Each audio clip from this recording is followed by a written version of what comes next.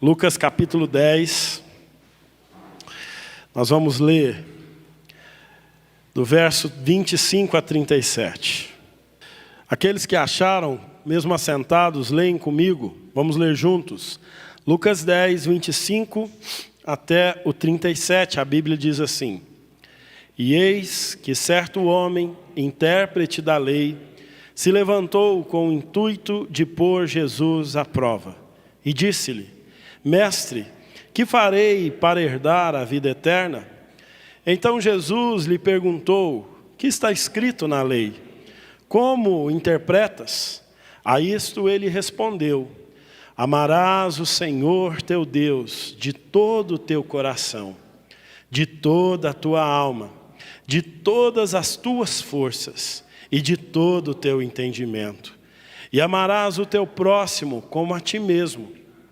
Então Jesus lhe disse: Respondeste corretamente, faze isto e viverás. Ele, porém, querendo justificar-se, perguntou a Jesus: Quem é o meu próximo? Jesus prosseguiu dizendo: Certo homem descia de Jerusalém para Jericó, e veio a cair em mãos de salteadores, os quais, depois de tudo lhe roubarem e lhe causarem muitos ferimentos, retiraram-se, deixando-o semi-morto.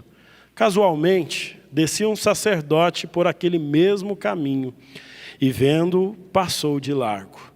Semelhantemente, um levita descia por aquele lugar, e vendo-o também passou de largo.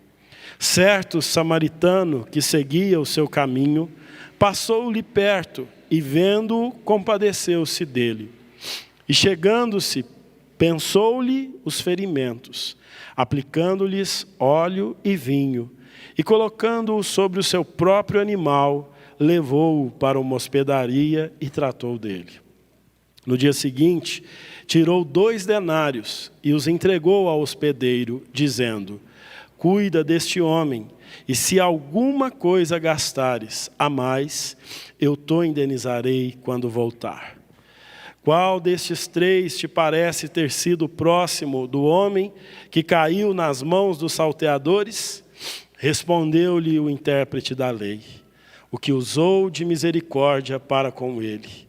Então lhe disse: Vai e procede tu de igual modo. Amém. O tema da minha mensagem agora à noite é pautado na pergunta / armadilha que esse intérprete da lei fez para Jesus. E ele perguntou: o que devo fazer para herdar a vida eterna?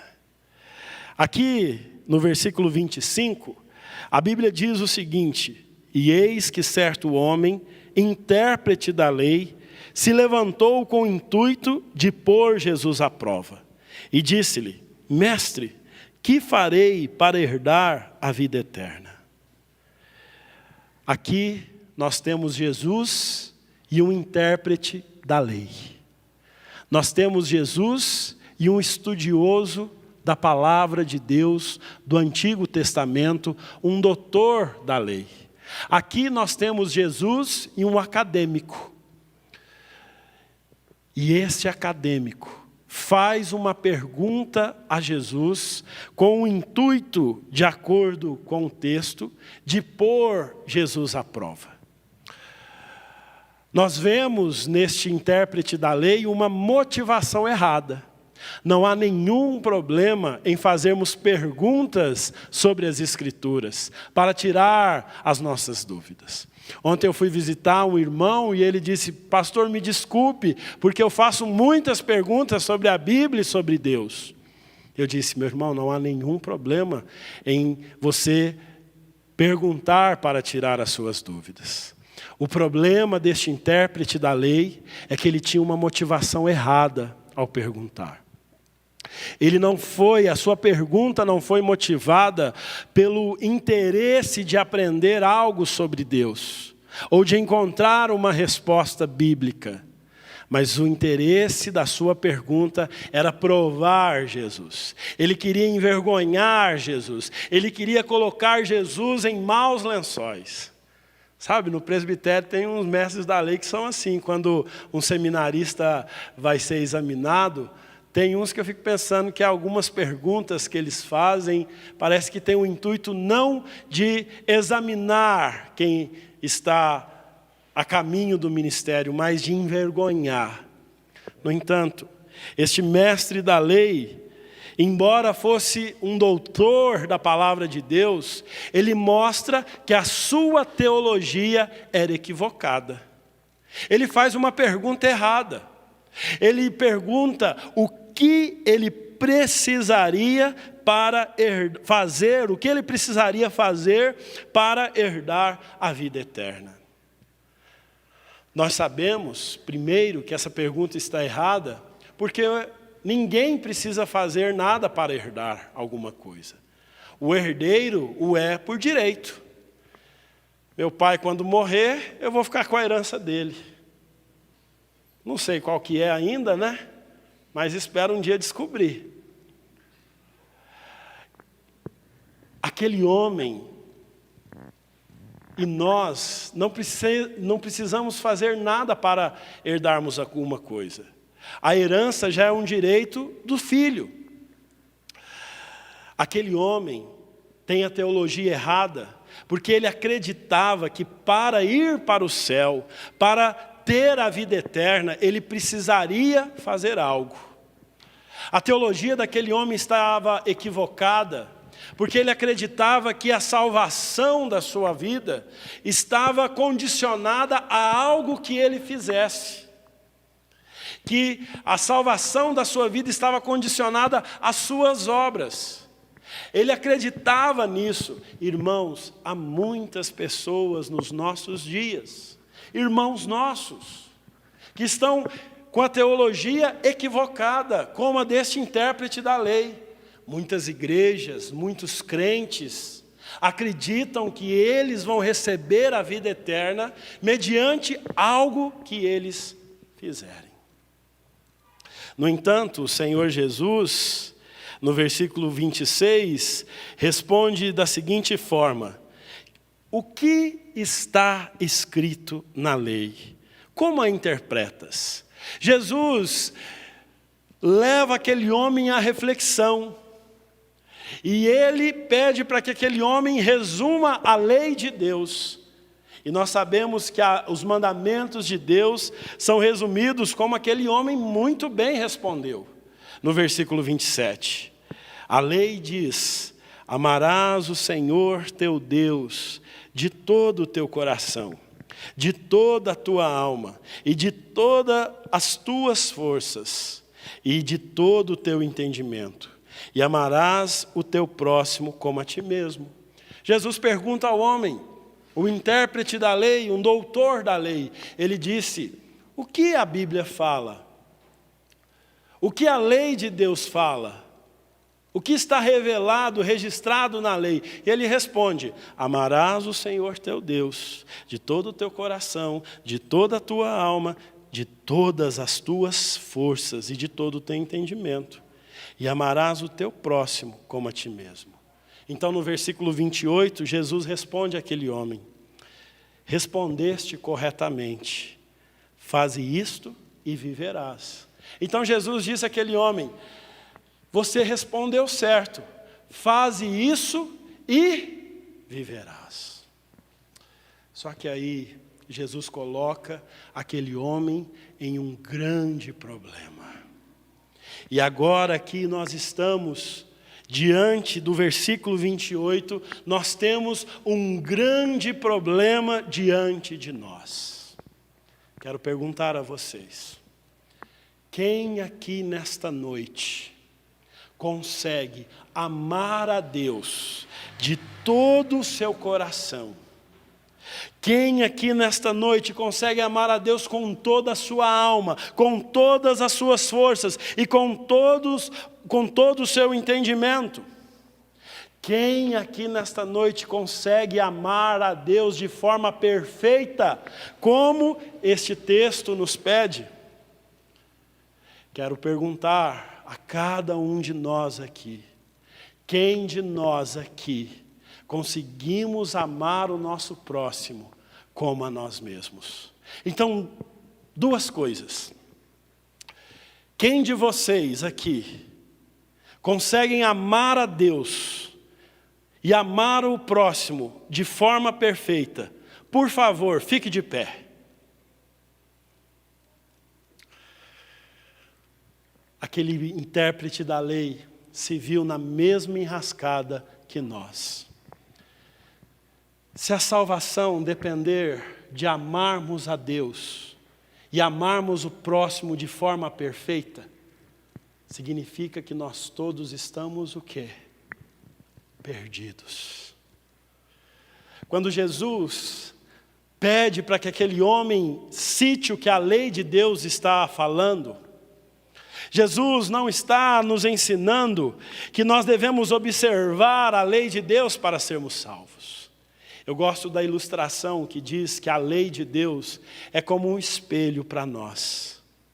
A lei de Deus não existe para nos salvar, mas a lei de Deus existe para mostrar o nosso pecado. E assim como um espelho que mostra a nossa sujeira, mas não pode tirar a nossa sujeira, o espelho não tira a nossa sujeira.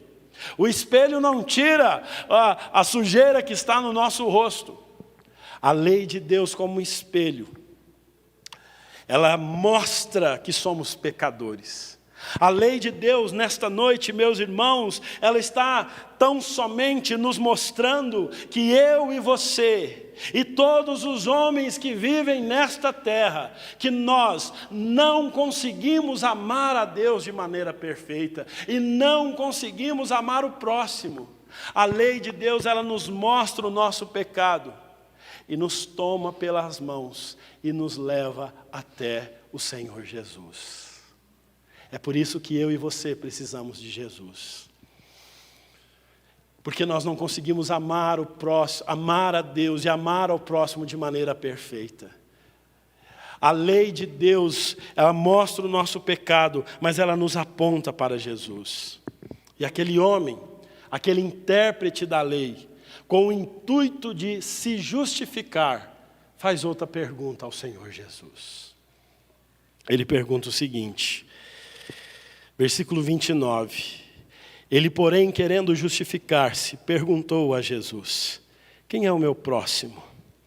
Jesus prosseguiu dizendo, aqui ele conta a parábola, conhecida como a parábola do bom samaritano.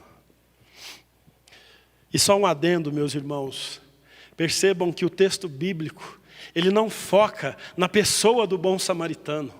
A mensagem central deste texto não está na atitude do samaritano, mas a mensagem central deste texto é Jesus. A mensagem central deste texto é o fato de que eu e você estamos perdidos, porque nós somos incapazes de amar a Deus e amar ao próximo de forma perfeita. E por isso nós precisamos de Jesus.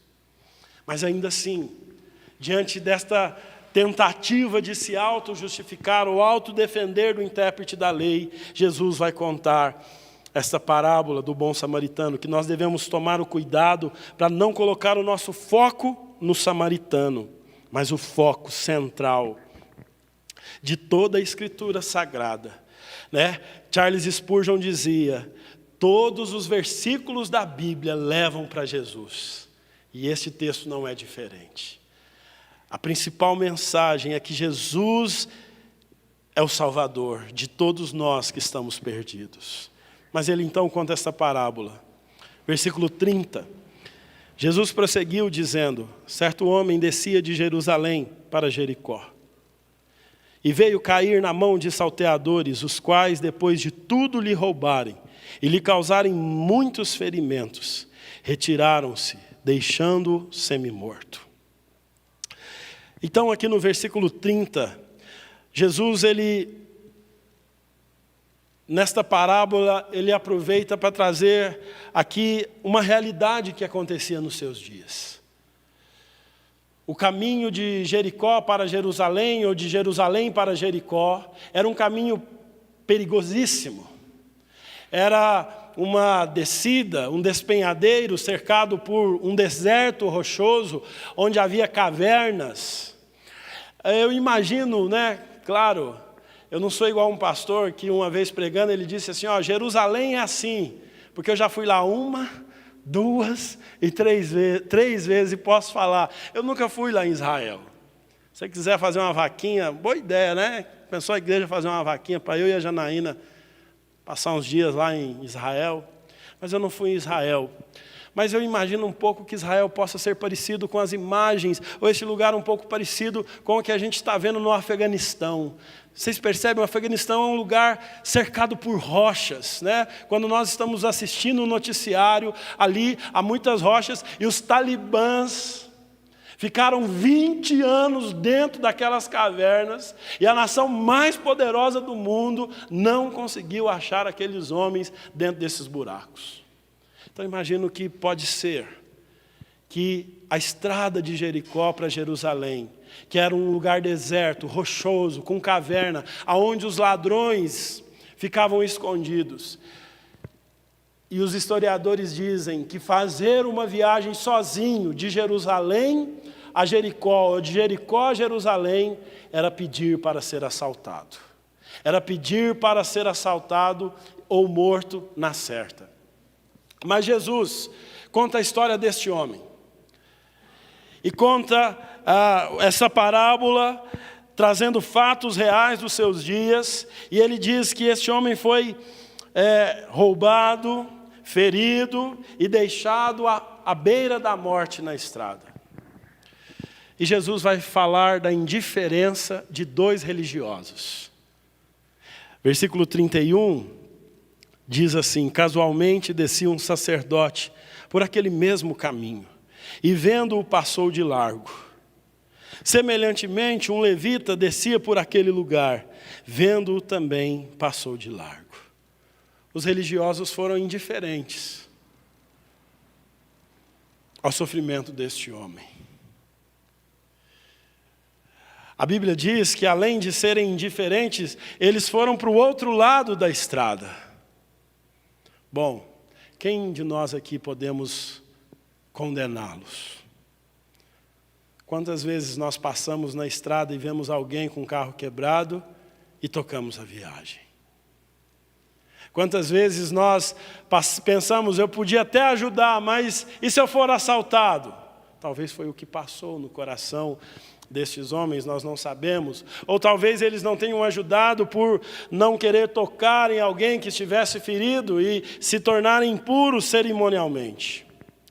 Mas no versículo 33, a Bíblia diz que certo samaritano, que seguia o seu caminho, passou-lhe perto e vendo-o, compadeceu-se dele. E aqui, meus irmãos, esse texto nos aponta para quem nós somos. Pessoas incapazes de amar a Deus e ao próximo como nós mesmos. O homem, eu e você, estamos ou estávamos feridos, jogados, destruídos, arrasados. E como o bom samaritano da parábola, Jesus é aquele estrangeiro rejeitado pelos seus, ou pelos próprios samaritanos, melhor dizendo. Jesus é o estrangeiro rejeitado, mas ele se compadece de nós. Jesus se compadeceu de nós. Jesus é aquele que tem compaixão de cada um de seus filhos. Ele teve compaixão de mim, ele teve compaixão de você. E se você ainda não entendeu essa verdade nesta noite, eu espero que você entenda que Jesus é aquele que se compadece de nós. Aquele que pesa as nossas feridas. Aquele que sara as nossas feridas com o óleo, com o vinho que lava as nossas feridas. O texto continua e no versículo 34, a Bíblia diz: e chegando-se, pensou-lhes os ferimentos, aplicando-lhes óleo e vinho, e colocando-o sobre o seu próprio animal, levou-o para uma hospedaria e tratou dele. Jesus é aquele que levou sobre ele as nossas feridas. Ele levou sobre Ele o nosso pecado. Ele nos convida em Mateus 11, dizendo: vinde a mim todos os que estão cansados e sobrecarregados, e eu vos aliviarei.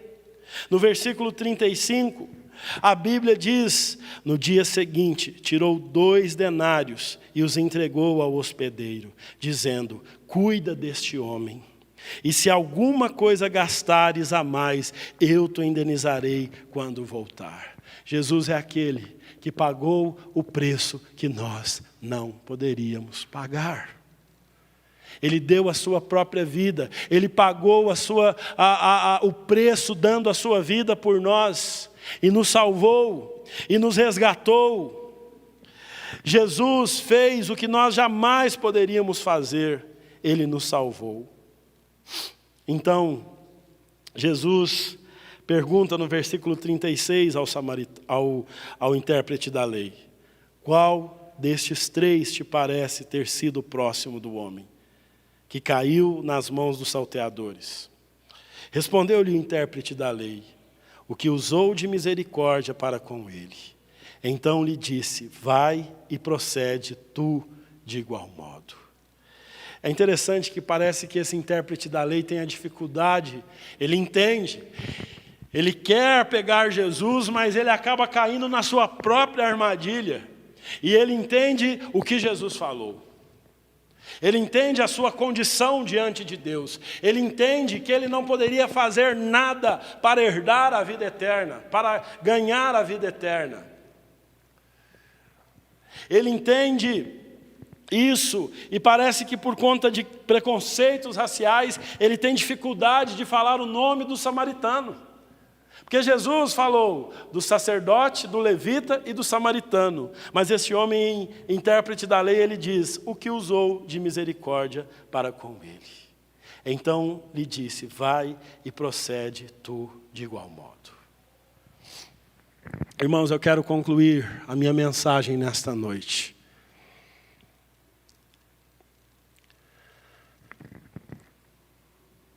lembrando-nos, afirmando aquilo que a palavra de Deus afirma. Que farei para herdar a vida eterna? Você não pode fazer nada para herdar a vida eterna. Mas Jesus fez tudo por você, para você receber a vida eterna ou herdar a vida eterna. Jesus se compadeceu de nós. Jesus nos resgatou da morte. Nós não estávamos, semi-mortos, nós já estávamos mortos espiritualmente. Ele nos deu vida quando nós estávamos mortos nos nossos delitos e pecados. Jesus nos tomou pelos braços como alguém ferido, machucado. Ele sarou, tratou das nossas feridas. Jesus pagou o preço que nós jamais conseguiríamos pagar. Por isso nós precisamos primeiro reconhecer que nós somos pecadores. Nós precisamos reconhecer que não há nada que nós possamos fazer para ser salvos. Não há exatamente nada, porque nós jamais, irmãos, jamais conseguiremos amar a Deus de forma perfeita. Jamais conseguiremos amar uns aos outros de forma perfeita. Por isso, somos pecadores. A dureza do nosso coração, a dificuldade que nós temos de amar um Deus tão compassivo e misericordioso como o nosso, a dificuldade que nós temos de amar pessoas que só nos fazem o bem, é um reflexo do nosso pecado. Mas Jesus é a solução para o nosso pecado. Jesus é aquele que pega o caído, o ferido e o levanta, o cura, o restaura. Eu quero que você entenda que Jesus pagou o preço pelos meus e pelos seus pecados. Eu quero que você tenha consciência e creia de que nós somos pecadores miseráveis. Somos pecadores miseráveis. Mas, como Paulo escreveu, onde abundou o pecado, Superabundou a graça de Deus. Sim, você é um pecador, mas a graça de Deus é maior do que o seu pecado. Aquilo que Jesus fez por nós é maior que o seu pecado. Então, se você tem convicção de que é pecador e crê que Jesus Cristo é o seu Salvador, você está salvo. Porque é isso que a Bíblia diz: crê no Senhor Jesus, tu e tua casa, e serás salvo.